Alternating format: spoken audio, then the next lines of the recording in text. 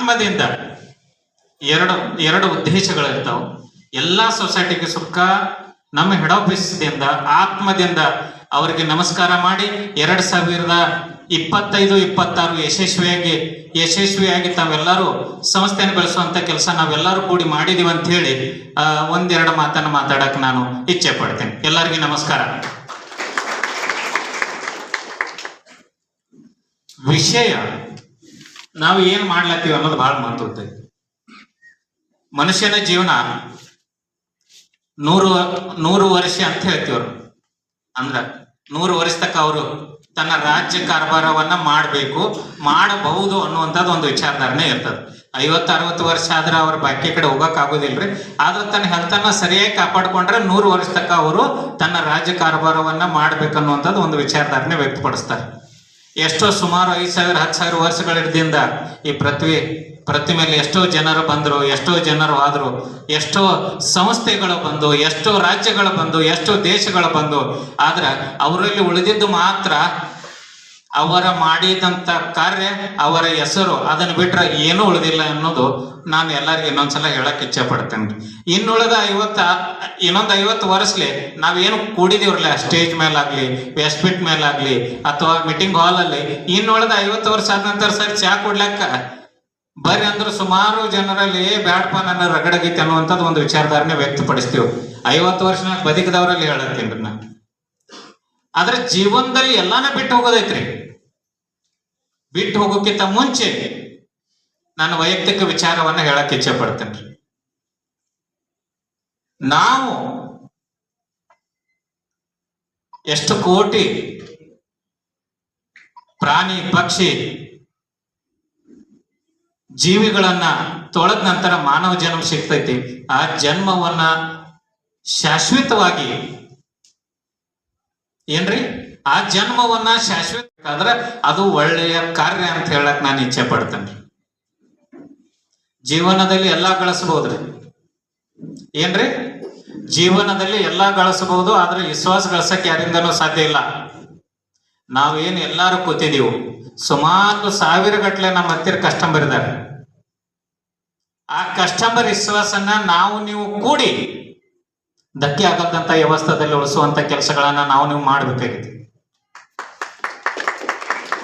ಅದು ನಮ್ಮ ಒಬ್ಬರದೇ ಕರ್ತವ್ಯ ಅಲ್ಲ, ಇಲ್ಲಿ ಕೂತಂತ ಎಲ್ಲಾ ಡೈರೆಕ್ಟರ್ದು ಕರ್ತವ್ಯ. 2016-17 ನಾವೇನ್ ಬ್ರಾಂಚಸ್ ಚಾಲೂ ಮಾಡಿದೆವು, ಅವಾಗ 4-5 ಜನ ಬಿಟ್ರೆ ಆ ದಿವಸದಿಂದ 700 ರೂಪಾಯಿ ಪಿಗ್ಮಿ ಐತ್ರಿ. ಇವತ್ತು 30 ಲಕ್ಷ 40 ಲಕ್ಷ ಪಿಗ್ಮಿ ಬರ್ತೈತ್ರಿ. ಏನ್ರಿಪ್ಪ 700 ರೂಪಾಯಿ ಪಿಗ್ಮಿ ಐತಿ ಅಂತ ನಾವು ಬಿಟ್ಟಿದ್ದೀವಿ ಅಂದ್ರೆ ಚಾಲೂ ಮಾಡಿದ ವರ್ಷನಾಗ 50 ಲಕ್ಷ 1 ಕೋಟಿ ಫಸ್ಟ್ ವರ್ಷದ ಬಿಸ್ನೆಸ್. ಈಗ 100 ಕೋಟಿ ಗಟ್ಲೆ ಬಿಸ್ನೆಸ್ ಆಗಿದೆ. ಅಂದ್ರೆ ಇದರ ಅರ್ಥ ಏನ್ರಿ? ಹನಿ ಕೂಡಿದ್ರೆ ಹಳ್ಳತ್ತಾರ್ರಿ.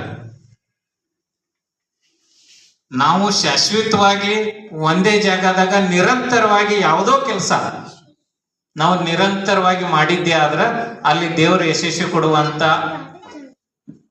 ವಿಚಾರಧಾರಣೆ ಬಹಳ ದೊಡ್ಡದೈತಿ. ಆನಂತರ 100ಕ್ಕೆ 100 ಅದು ಯಶಸ್ವಿನೇ ಆಗ್ತೈತಿ.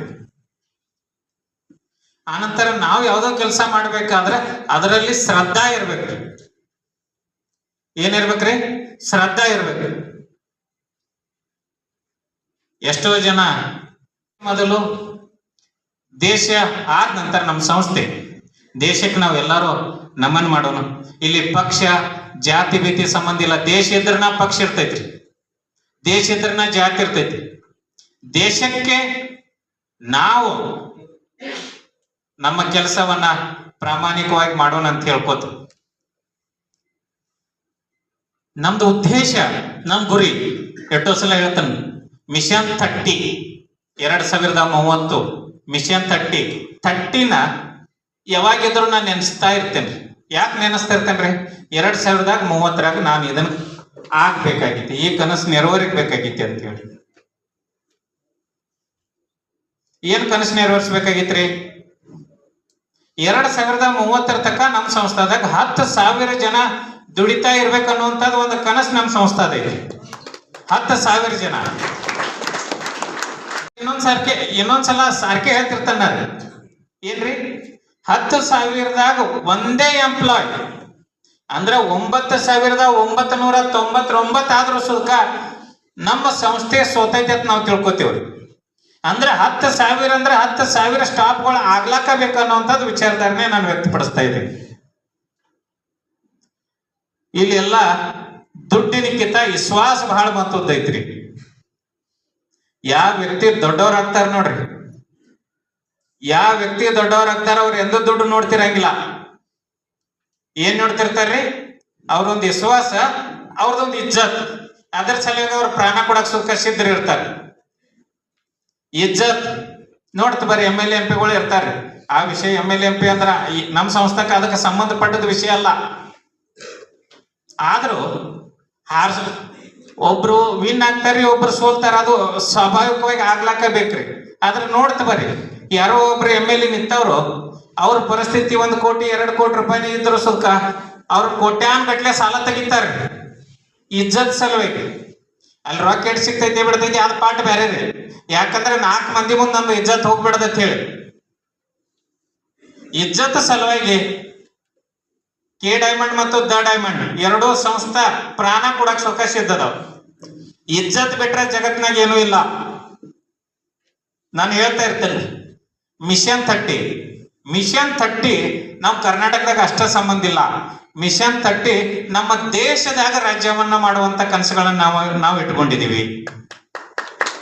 16ರಲ್ಲಿ 700 ಪಿಗ್ಮಿ ಸ್ಟಾರ್ಟಿಂಗ್ ಇತ್ತು ನಮ್ದು. ಈಗ 30 ಲಕ್ಷ 40 ಲಕ್ಷ ಪರ್ ಡೇ. ಈ ವರ್ಷ ಇಷ್ಟ ಐತ್ರಿ ನನಗನ್ಸಿದ ಮಟ್ಟೆ. ಈಗೇನ್ ನೆಕ್ಸ್ಟ್ ದೀಪಾವಳಿ ನಂತರ ಈ ಇಯರ್ ಎಂಡ್ ತಕ ಪರ್ ಡೇ 1 ಕೋಟಿ ರೂಪಾಯಿ ನುಸ್ತ ನಮ್ಮ ಸಂಸ್ಥೆಗೆ ಪಿಗ್ಮಿ ಬರ್ತೈತ್ರಿ. ಎಟ್ರಿ? 1 ಕೋಟಿ. ಮುಂಚೆ ನಾವು 5 ಲಕ್ಷ 10 ಲಕ್ಷ 20 ಲಕ್ಷ 50 ಲಕ್ಷ 1 ಕೋಟಿ ರೂಪಾಯಿ ಲೋನ್ ಕೊಡ್ಬೇಕಾದ್ರೆ 100 ಸಲ ವಿಚಾರ ಮಾಡ್ತಿದ್ದೇವೆ. ಈಗ 2 ಕೋಟಿ ಸಂಬಂಧ ಇಲ್ಲ. ಇನ್ನೊಂದೇನ ಡಾಕ್ಯುಮೆಂಟ್ ವೆರಿಫಿಕೇಶನ್ ಮಾಡ್ತೀವ್ರಿ, ಸರಿಯಾದ ಡಾಕ್ಯುಮೆಂಟ್ ಇದ್ದಿರ್ಬೇಕು.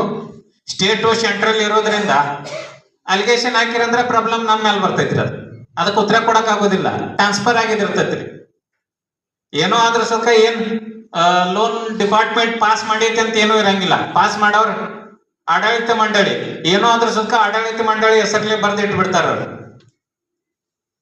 ಆ ವ್ಯವಸ್ಥೆ ಆಗಲ್ದಂತದ ವ್ಯವಸ್ಥೆಗಳನ್ನ ನಾವು ಮಾಡ್ತಿದೀವಿ. ಇನ್ನೊಂದು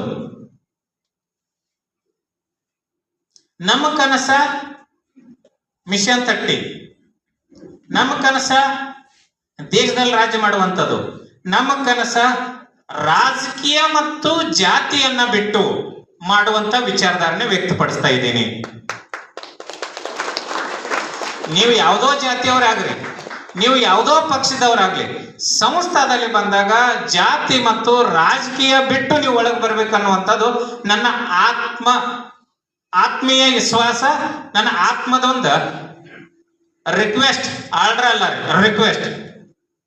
ನಾವು ಸ್ವಲ್ಪ ಈಗ ಮೇಟಿ ಸರ್ ಆಗ್ಲಿ, ನಾವಾಗ್ಲಿ, ಈಗ ಹೋದ ವರ್ಷ MLA ಎಲೆಕ್ಷನ್ 1-2 ವರ್ಷ ಹಿಂದೆ MLA ಎಲೆಕ್ಷನ್ ಎದುರು ಸ್ವಲ್ಪ ಎಷ್ಟೋ ತಾಲೂಕಾ ಲೆವೆಲ್ದಲ್ಲಿ ಬ್ರಾಂಚಸ್ಗಳು ಅದಾವ್ರಿ. ಎಷ್ಟೋ ನಮ್ಮ ಅಲ್ಲಿ ಲೋಕಲ್ ಡೈರೆಕ್ಟರ್ದಿಂದ ಲೋಕಲ್ MLAಗಳು ಏನ್ ನಿಂತಿದ್ದಾರಲ್ಲ ರೀ, 2 ಪಕ್ಷದಿಂದ ಬಂದಿದ್ದು ರೀ. ಸರ್ ನಿಮ್ಗೆ ಏನಾದ್ರೂ ವ್ಯವಸ್ಥೆ ಮಾಡ್ತೀವಿ, ನಮಗ್ ಸಪೋರ್ಟ್ ಮಾಡ್ರಿ ಅಂತ ಹೇಳಿ. ನಿಮ್ಗೊಂದು ಮಾತು ಹೇಳಕ್ ಇಚ್ಛೆ ಪಡ್ತೇನೆ. ನಾನು ನಮ್ಮ ಎಲ್ಲ ಎಂಪ್ಲಾಯಿಗಳಿಗೆ ಲೆಟರ್ ಹಾಕೀನಿ. ನೀವು ಎಂಪ್ಲಾಯ್ ಇದ್ದವರು ಯಾವುದೋ ಪಕ್ಷದ ಪರವಾಗಿ ವಾಟ್ಸಪ್ನಾಗ ಸುತ್ತ ಒಂದು ಸ್ಟೇಟಸ್ ಇಡುವಂತ ಅವಶ್ಯಕತೆ ಇಲ್ಲ. ನಮ್ಮ ಸಂಸ್ಥಾ ಇದ್ದವರು ಯಾವುದೋ ಪಕ್ಷದ ಪರವಾಗಿ ಹೇಳತ್ತೀನಿ, ನಮ್ದು ಒಂದತ್ತು ಅನ್ನಂಗಿಲ್ಲ. ನೀವು ಸಂಸ್ಥೆಯವರು, ನಮ್ಮ ಸಂಸ್ಥೆಯವರು, ಅದು BJP ಕಾಂಗ್ರೆಸ್ JDS ಅದು ಯಾವುದೋ ಪಕ್ಷಕ್ಕೆ ಇಲ್ಲ. ನೀವು ಬೇಕಾದ ಪಕ್ಷಕ್ಕೆ ಓಟ್ ಹಾಕ್ರಿ, ಅದ ಪಕ್ಷಕ್ಕೆ ಹಾಕತ್ ಅನ್ನಂಗಿಲ್ಲ. ಅದರ ಸಂಸ್ಥೆಯವರು ಇದ್ದವ್ರು ಅದನ್ನ ಮಾಡಬೇಡ್ರಿ ಅನ್ನುವಂಥದ್ದು ಒಂದು ಲೆಟರ್ ಅನ್ನ ಕಳಿಸಿದ್ದೆ. ಇದು ಯಾಕಂದ್ರೆ ರೀ, ಇದು ಸಾರ್ವಜನಿಕವಾಗಿ K diamond multi state cooperative society ಇದ್ದಾಗ ಯಾವುದೋ ಪಕ್ಷಕ್ಕೆ ನಾವು ಸಪೋರ್ಟ್ ಮಾಡೋದು, ಯಾವುದೋ ಧರ್ಮಕ್ಕೆ ನಾವು ಸಪೋರ್ಟ್ ಮಾಡಿದ್ರ ನಮ್ಮ ಭವಿಷ್ಯವಿಲ್ಲ. ಏನ್ರಿ, ನಮ್ಮ ಸಂಸ್ಥೆ ಭಾರತ ದೇಶಕ್ಕೆ ಸಪೋರ್ಟ್ 100ಕ್ಕೆ 100 ಮಾಡ್ತದ ಅಂತ ಹೇಳಕ್ ಇಚ್ಛೆ ಪಡ್ತಾನೆ. ನಮ್ಮ ದೇಶದ ಸಲುವಾಗಿ ಸಂಸ್ಥೆಗೆ ಪ್ರಾಣ ಕೊಡುವಂತ ಅವಶ್ಯಕತೆ ಬಿದ್ರ 100ಕ್ಕೆ 100 ಅದನ್ನ ನೀವು ಎಲ್ಲರೂ ಕೂಡಿ ಮಾಡೋಣ ಅನ್ನುವಂಥದ್ದು ಒಂದು ವಿಚಾರಧಾರಣೆ ವ್ಯಕ್ತಪಡಿಸ್ತಾ ಇದ್ದೀನಿ. ಸಂಸ್ಥೆ ಹುಟ್ಟಿದ್ದನ ದೇಶಕ್ಕಾಗಿ. ನೀವು ದೇಶ ಇದ್ರೆ ಎಲ್ಲ ಸುರಕ್ಷಿತ ಐತಿ, ದೇಶನೇ ಇರ್ಲಿಲ್ಲ ಅಂದ್ರೆ ಯಾರು ಸುರಕ್ಷಿತವಾಗಿಲ್ಲ. ಇದನ್ನ ನಾವು ಯಾವತ್ತಿದ್ರು ಮರೆಯದಂತ ವ್ಯವಸ್ಥೆಗಳನ್ನ ನಾವು ಮಾಡ್ಬೇಕಾಗಿತ್ತು. ಇನ್ನೊಂದು, ದಿ ಡೈಮಂಡ್ ಸೌಹಾರ್ದ ಸಹಕಾರಿ ನಿಯಮಿತ ವಿಜಯಪುರ 16-17ರಲ್ಲಿ ಸ್ಥಾಪನಾ ಆಗಿ ಇವತ್ತಿಗೆ 10 years, ಆಲ್ಮೋಸ್ಟ್ 10 ವರ್ಷ ಕಂಪ್ಲೀಟ್ ಆಯ್ತ್ರಿ. 25 ಮತ್ತು 26 ಇಯರ್ ಎಂಡ್ ತಕ್ಕ ಸುಮಾರು 5,500 ಕೋಟಿ ಟೋಟಲ್ ಬಿಸ್ನೆಸ್ ಮಾಡ್ತೀರಿ. 74,50,00,000 ಡಿಪಾಸಿಟ್ ಓನ್ಲಿ ದ ಡೈಮಂಡ್ ಸೌಹಾರ್ದ ಸಹಕಾರಿ ಸಂಘ ಹೋದ ವರ್ಷ ಮಾಡಿದ್ವಿ. 52 ಲಕ್ಷ ಪ್ರಾಫಿಟ್ ಅಲ್ಲಿ ನಾವು ಹೋದ ವರ್ಷ ಎಂಡನ್ನ ಮಾಡಿದೀವ್ರಿ. ಬಹಳ ದೊಡ್ಡದೈತಿ. ಯಶಸ್ವಿಯಿಂದ ಎಷ್ಟು ಜನರ ಸಪೋರ್ಟ್ ಐತಿ ಅನ್ನೋದು ಬಹಳ ಮಹತ್ವದೈತಿ. ನಾವು ಯಶಸ್ವಿ ಆಗ್ಬೇಕಾದ್ರ 4 ಮಂದಿನ ಒಳ್ಳೇದು ಮಾಡಿ ಯಶಸ್ವಿ ಮಾಡಿದೀವೋ ಏನ್ 4 ಮಂದಿನ ಮುನಿಸಿ ಯಶಸ್ವಿ ಆಗಿದೀವಿ ಅನ್ನೋದೈ ತಿಳ್ಕೊಳ್ಳೋದು ಬಹಳ ಮಹತ್ವದೈತ್ರಿ. ಅರ್ಥ ಮಾಡ್ಕೊಂಡ್ರಿ ಎಲ್ಲರೂ? ನಾವು ಜೀವನದಲ್ಲಿ ಯಶಸ್ವಿ ಆಗೋಕ್ಕಿಂತ ಮುಂಚೆ ನಾವು ನಮ್ಮ ಹಿಂದಿದ್ದವರನ್ನ ನಾವು ಎಷ್ಟು ಯಶಸ್ವಿಯಾಗಿ ಮಾಡ್ತೀವಿ ಅಟ್ಟ ನಮಗ ದೇವರ ಅವ್ರ ಯಶಸ್ವಿಕ್ಕಿಂತ 10 ಪಟ್ಟು ನಮ್ಮ ಯಶಸ್ವಿ ಮಾಡುವಂತ ಕೆಲಸ ದೇವರು ನಮಗ್ ಮಾಡ್ತಾನ ಅನ್ನುವಂಥದ್ದು ವಿಚಾರಧಾರಣೆ ವ್ಯಕ್ತಪಡಿಸ್ತಾ ಇದ್ದೀನಿ. ಯಾಕಂದ್ರ ರೀ ನಾವು ಮತ್ತೊಬ್ಬರದ ಚಲೋ ಯಾರು ಮಾಡ್ತಾರ್ರಿ ಅವ್ರಿಗೊಂದ್ ಸ್ವಲ್ಪ ಕೆಟ್ಟ ಆಗ್ತೈತಿ ಇಲ್ಲತ್ತಿಲ್ರಿ. ಆದ್ರ ದೇವ್ರ ಕೆಟ್ಟಿದ್ದಂತ ವಿಚಾರಧಾರಣೆನ ದೇವ್ರ ಯಾವತ್ತೂ ಸಪೋರ್ಟ್ ಮಾಡಂಗಿಲ್ಲ. ಇದನ್ನ ನೆನಪಿಟ್ಕೋರಿ. ಸಪೋರ್ಟ್ ಮಾಡ್ತಾರೇನ್ರಿ? ದೇವರು ಯಾವಾಗಿದ್ರು ಒಳ್ಳೆ ವ್ಯಕ್ತಿಗೆ ಕೊನೆ ಕಾಲದಾಗ ಅದೊಂದು ಸಣ್ಣ ಗಾದೆ ಐತಿರ್ಲ, ಕೆಟ್ಟ ಮಾಡಿದವ್ರಿಗೆ ದೇವ್ರು ಬಹಳ ಸುಖ ಕೊಡ್ತಾನಂತ. ಏನ್ ಮಾಡ್ತಾನಂತ್ರಿ? ಕೆಟ್ಟ ಯಾರು ಮಾಡ್ತಾರಲ್ಲ ದೇವ್ರು ಬಹಳ ಸುಖ ಕೊಡ್ತಾನಂತ್ರಿ. ಆದ್ರ ಕೊನೆ ಕೈ ಬಿಟ್ಟು ಬಿಡ್ತಾನಂತ್ರ. ಅವ ಏನ್ ಮಾಡ್ತಾರ್ರಿ? ಕೆಟ್ಟ ಮಾಡಿದ ವ್ಯಕ್ತಿಗಿಟ್ಟು ಸುಖ ಕೊಡ್ತಾನ್ರಿ. ಅವ ತಿಳ್ಕೊತಾನ್ರಿ ನಾನಾ ಬ್ರಹ್ಮ ನಾನಾ ವಿಷ್ಣು ತಿಳ್ಕೊತಿರ್ತಾನ್ರಿ. ಅದ್ರ ಕೊನೆ ಕೈ ಬಿಡ್ತಾರ್ರಿ. ಆದ್ರೆ ಯಾವ ವ್ಯಕ್ತಿ ಚಲೋ ಮಾಡ್ತಿರ್ತಾರ್ರಿ ಆ ವ್ಯಕ್ತಿಗೆ ದೇವ್ರು ಬಹಳ ಕಷ್ಟ ಕೊಡ್ತಿದಿರ್ತಾನಂತ್ರಿ. ಆದ್ರ ಕೊನೆ ಕೈ ಹಿಡಿತಾನಂತ್ರಿ. ನಮಗ ಕೈ ಹಿಡಿಯುವಂತ ಶಕ್ತಿ ಆ ದೇವರ ಭಗವಂತ ಎಲ್ಲರಿಗೂ ಕೊಡ್ಲಿ. 4 ಮಂದಿಯ ಬಾಯಲ್ಲಿ ಇರೋನು ಹೊರತಾಗಿ ಹಲ್ಲಾಗಿರೋದು ಬೇಡ್ರಿ. ಹಲ್ಲಾಗಿದ್ರೆ ಬಹಳ ಕೆಟ್ಟ ಆಗ್ತೈತ್ರಿ.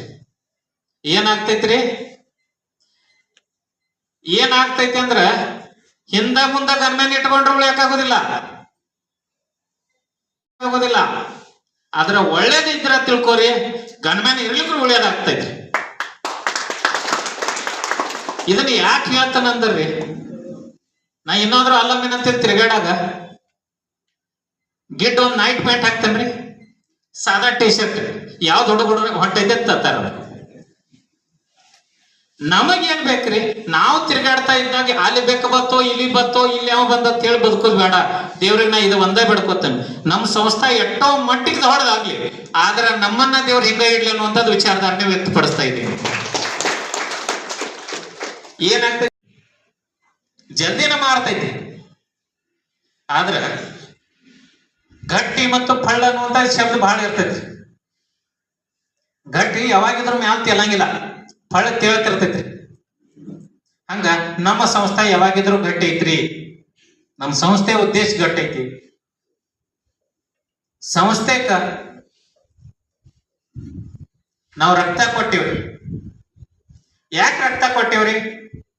ಯಾಕೆ ಕೊಟ್ಟಿವಂದ್ರ ನಾವು ಜೀರೋ ಫ್ಯಾಮಿಲಿದಿಂದ ಬಂದೀವಿ.